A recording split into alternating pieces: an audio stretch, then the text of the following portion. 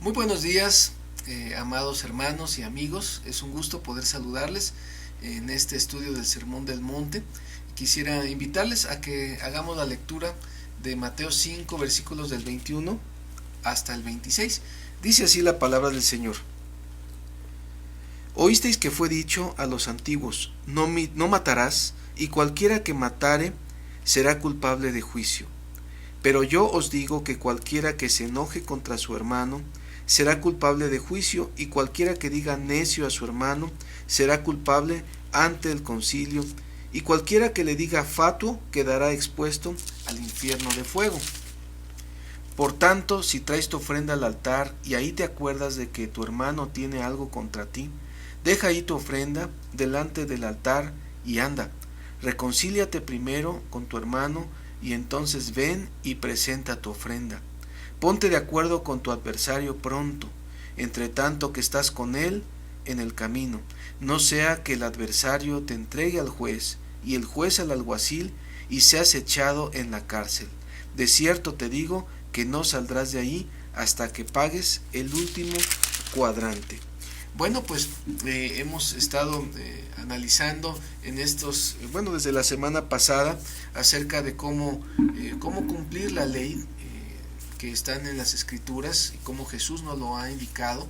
Y bueno, pues necesitamos nosotros darnos cuenta que en todos estos versículos que vamos a estar leyendo hasta el versículo 48, realmente pues nos está marcando el Señor la pauta de cuál es la justicia que Él quiere que nosotros tengamos o de cómo vivir justamente.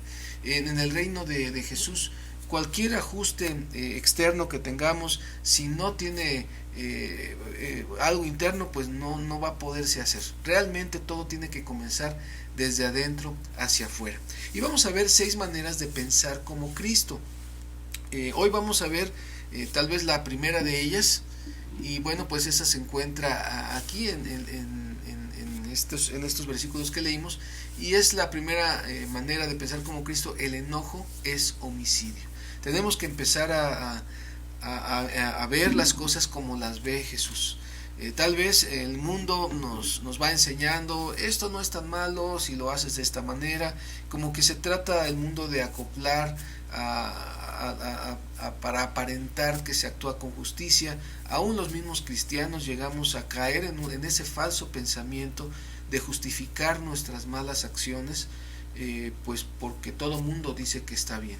Pero la realidad es que como cristianos, como discípulos del Señor, tenemos nosotros más bien que someternos, que sujetarnos a los lineamientos que Dios tiene. Nuestra forma de pensar ya no va a ser lo que nosotros o los demás nos digan, sino lo que Cristo diga.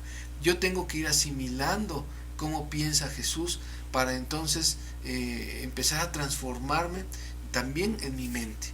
Y la primera de ellas, entonces vamos a hablar un poquito acerca de este tema. No cometerás homicidio.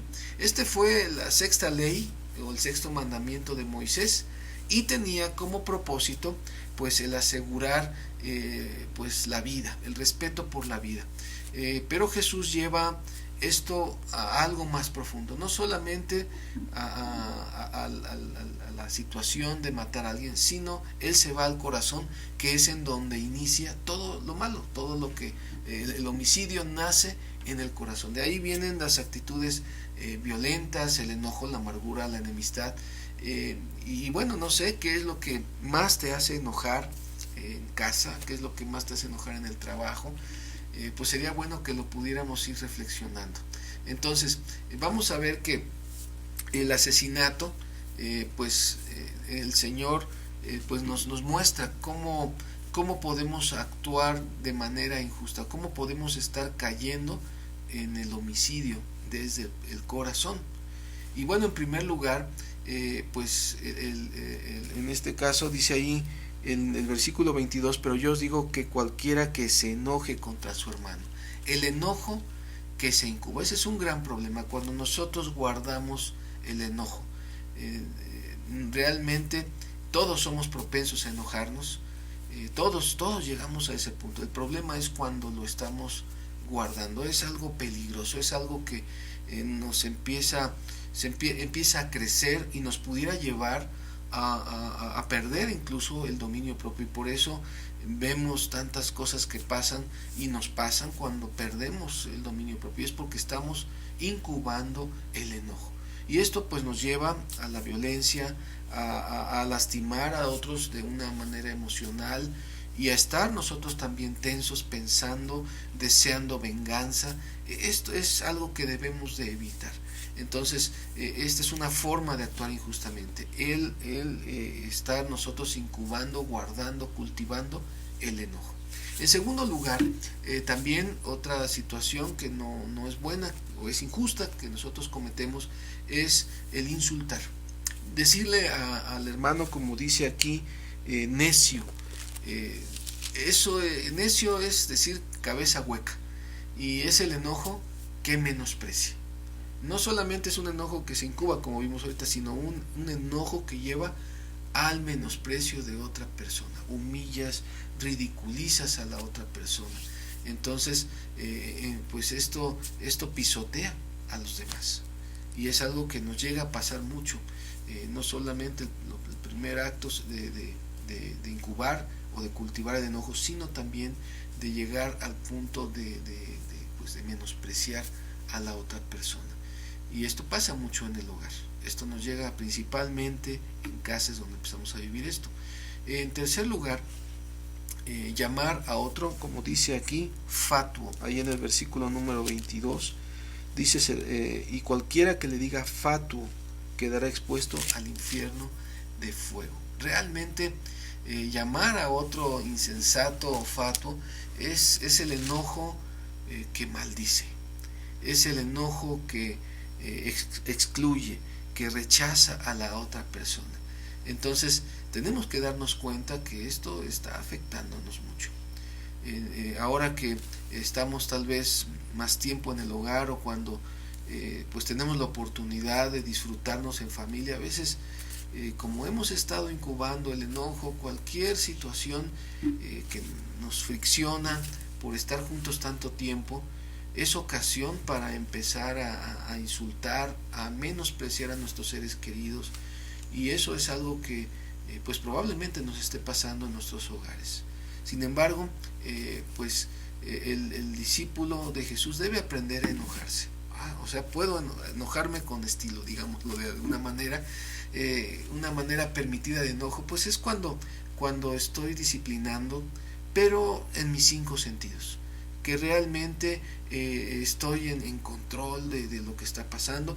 No lo hago por egoísmo, no lo hago porque quiero demostrarle a los demás lo que me han hecho, sino más bien es un enojo con propósito, es enojarnos por el bien de la familia, por el bien de todos. El creyente sabe que pues hay causas legítimas para estar enojados, y entonces podemos enojarnos por la injusticia social, podemos enojarnos por tantas cosas que vemos que se hacen. Sin embargo, debemos de procurar siempre, en lo posible, ser pacifistas, como veíamos en las bienaventuranzas. Es feliz quien busca la pacificación, la paz entre los demás. Entonces, realmente no estoy enojado solamente por algo que me hicieron a mí, sino realmente por algo que estoy viendo que están haciendo con otros, pero lo hago de una forma adecuada. La respuesta entonces para el enojo, cuando ya lo tenemos, y ahorita estamos ya pasando por conflictos en la familia, si ahorita ya nos estamos agarrando de la greña, como dicen en el hogar, bueno, pues hay una respuesta, y esta respuesta se llama la reconciliación. La reconciliación. Debes reconciliarte, dice ahí en los versículos 23 y 24, dice: por tanto, si traes tu ofrenda al altar y ahí te acuerdas de que tu hermano tiene algo contra ti, deja allí tu ofrenda delante del altar y anda, reconcíliate primero. Debes reconciliarte primero con tu hermano antes de buscar adorar a Dios.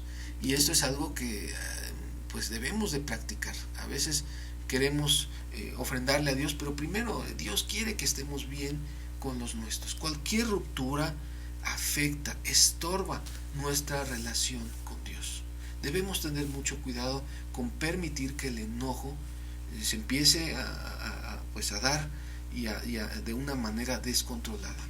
En segundo lugar, para poder encontrar la reconciliación o para poder cumplir con la reconciliación es que debe de ser pronto. Pronto, dice el versículo 25, ponte de acuerdo con tu adversario pronto, entre tanto que estás con él en el camino.